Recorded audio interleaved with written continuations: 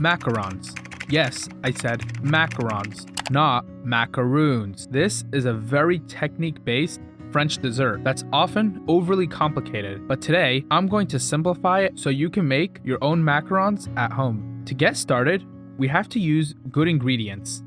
I'm using finely sifted almond flour. If you don't have finely sifted almond flour, don't worry, we're gonna blend it later. Weigh out 140 grams in a separate bowl. Measuring in grams instead of cups is crucial in baking, as it gives you a much more accurate result.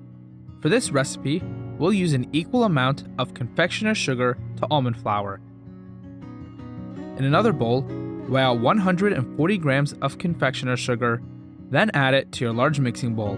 By the way, the main difference between French and Italian macarons is that the Italian version uses heated sugar syrup, which creates a denser cookie. To make it extra fine and smooth, we're going to blend it in a food processor or blender. If you don't have either, you can skip this step. Just note that the final texture might not be as smooth. If the mixture starts clumping on the sides, use a spatula to push it down. If you love learning on how to make desserts like this at home, make sure to subscribe so you don't miss any upcoming videos. As a secondary measure to get it really smooth, press it through a sifter to separate any remaining lumps. The second part of making macarons involves the egg whites and sugar. Start by separating 4 eggs.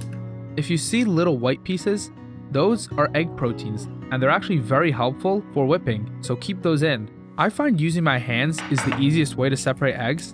I know some people prefer using the shells, but that increases the risk of piercing the yolk, and even the smallest amount of yolk can prevent the whites from whipping properly.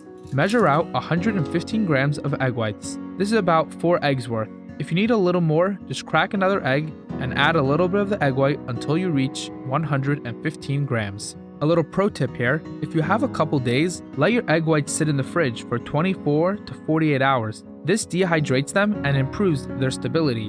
In a stand mixer, I'm adding my dehydrated egg whites and whipping on medium speed. We're aiming for stiff peaks, so it may take a few minutes. I like to add a dash of cream of tartar, which is an acid-based powder that helps stabilize the egg whites. If you don't have it, a bit of lemon juice or lime juice works as well. While the eggs are whipping, gradually add 115 grams of granulated sugar. Add it slowly. Dumping it in all at once can prevent the whites from gaining volume. After a few minutes, you should see soft peaks. It will still flow slowly. Keep mixing on high for about 2 more minutes until stiff peaks form that hold their shape. Transfer all your stiff peaked egg whites to a large mixing bowl. Now we begin the macaronage, the most important step in making macarons. Add half of your dry ingredients and fold them in gently. Take your time here. If you're enjoying this video and learned something new, make sure to subscribe so you don't miss the future tutorials. At this point, when you try making a figure 8 with the batter, it should barely come off the spatula. Now it's time to add some color. I'm specifically using gel food coloring and not liquid. This time, we're actually going to remove some air bubbles by pressing the batter against the sides of the bowl. Keep testing the figure 8. You want it to form fully and then slowly sink back into the batter within a few seconds. This takes practice, but once it works, stop mixing right away. Over-mixing will ruin the texture and cause your macarons to be thin. If unsure, undermix. It's safer. To pipe the batter, snip the tip off the piping bag. If you don't have one, a plastic Ziploc bag with the corner cut off works fine. I'm using a simple round piping tip. If you learned something new today, be sure to like this video. The easiest way to fill the bag is to place it inside a tall glass, folding the sides over the rim, and then pour in the batter. Here's a quick tip. Put a small dollop of batter in the corners of your baking tray to keep the parchment from lifting during baking.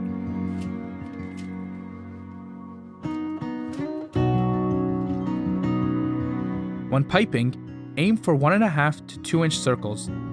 Keep the piping bag straight and twist the side when you're done. Don't pull them up, or they'll look more like Hershey Kisses. The macaron is one of many great French desserts. What's your favorite French dessert? Let me know in the comments below.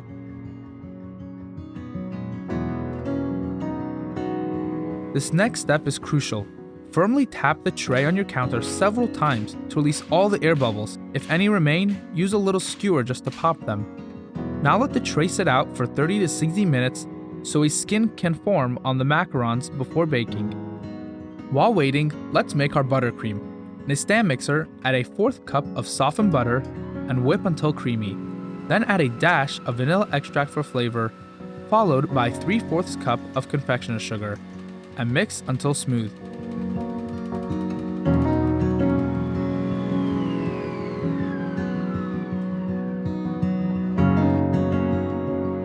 Again, use gel food coloring rather than liquids for vibrant results.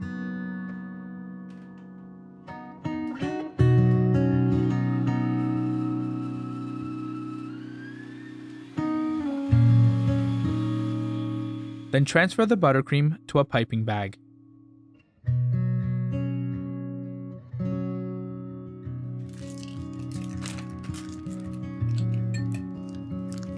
Preheat your oven to 285 degrees Fahrenheit and bake your macarons for 14 minutes. Once done baking, let them rest.